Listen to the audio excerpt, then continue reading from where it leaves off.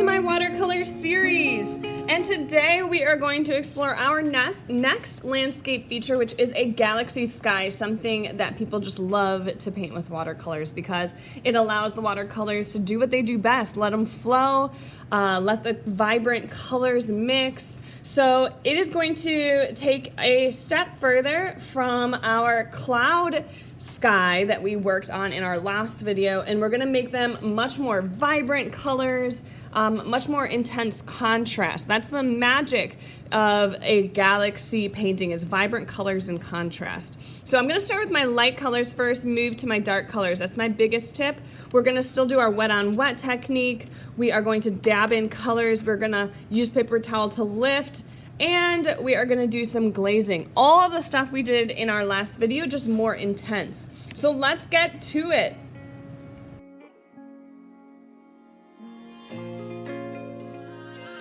So my first dabs into this, I'm starting with my lightest color that I'm gonna work with, and in here, that color is going to be a pink. So I'm just bringing them in. Remember the clouds, how if there's a lighter area, we keep it without any color in it.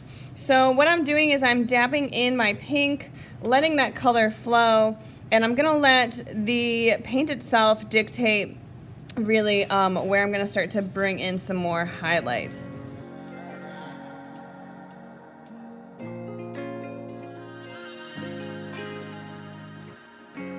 The main important thing with your galaxies is that we still reserve some spaces for light so it doesn't get too dark.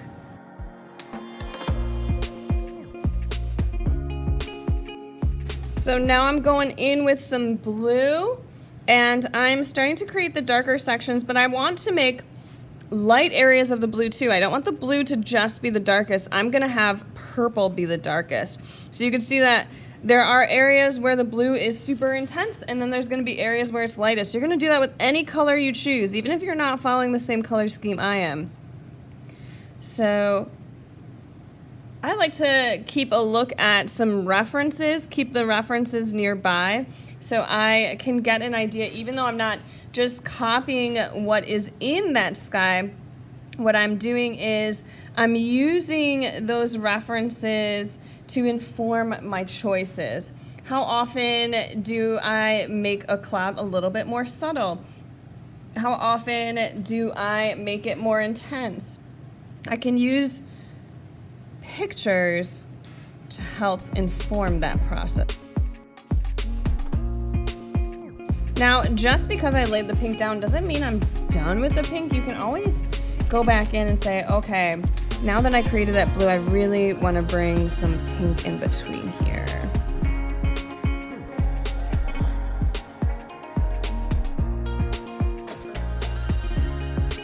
Like this one looks like it's a little bit too solid, so I'm going in and making it up a bit.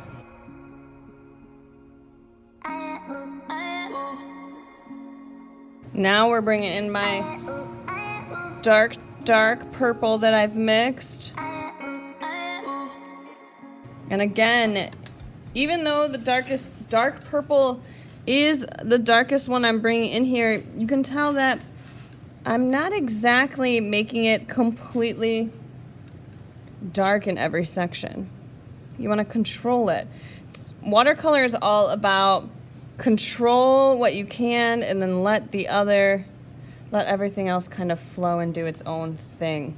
So it's kind of that back and forth of making your own choices, but also knowing that the paint sometimes is going to do what it wants to do, and that's okay.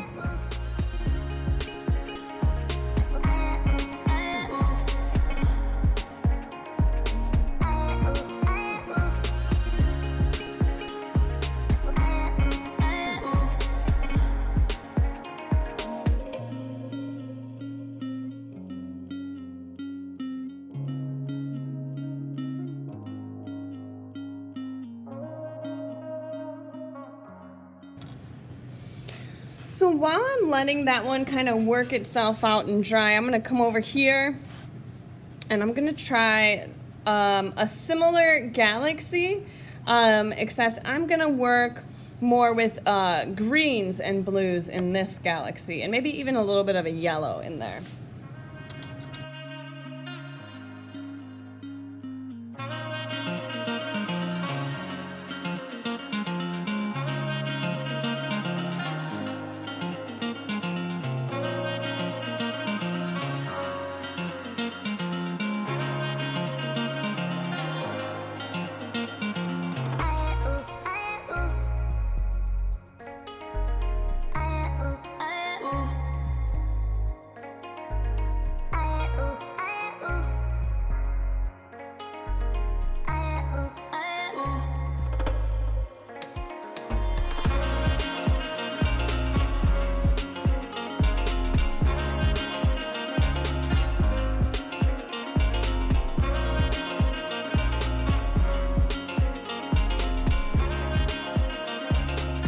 So in order to bring some context to our galaxy, we're going to create a little forest that will go in the foreground, which means the area closest to the viewer. And we're going to just create a couple of pine trees. This is going to be a technique that we're going to continue to perfect. But today will just be a little practice. I'm going to do one on this little piece of watercolor here. So I have a pretty thin brush I'm going to do this with. So first I'm going to create the center.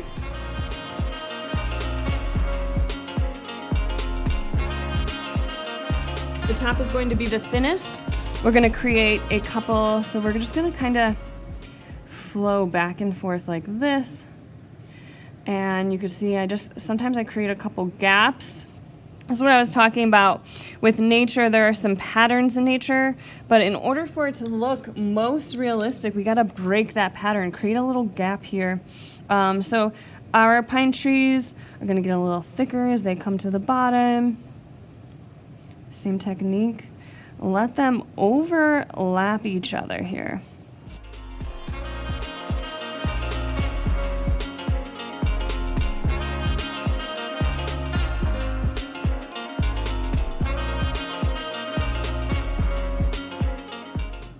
So your pine tree can be a little more of a thin pine tree if you want to go with that approach too.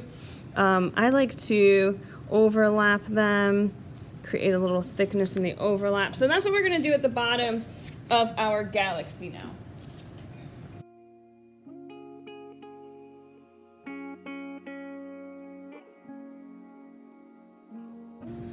You will see that I'll use my cover sheet over here to just get, like, if there's too much or like a large clump of water or watercolor on my brush, I come over here and just wipe it off and then go back in. So you're gonna see me do that throughout, because when we get to the top of our pine tree, we want it to be pretty thin at the top there, so that we get that cool, look of the pine tree. So this is where I dab off that big chunk of watercolor that sometimes happens when we dip into the water and back into the color.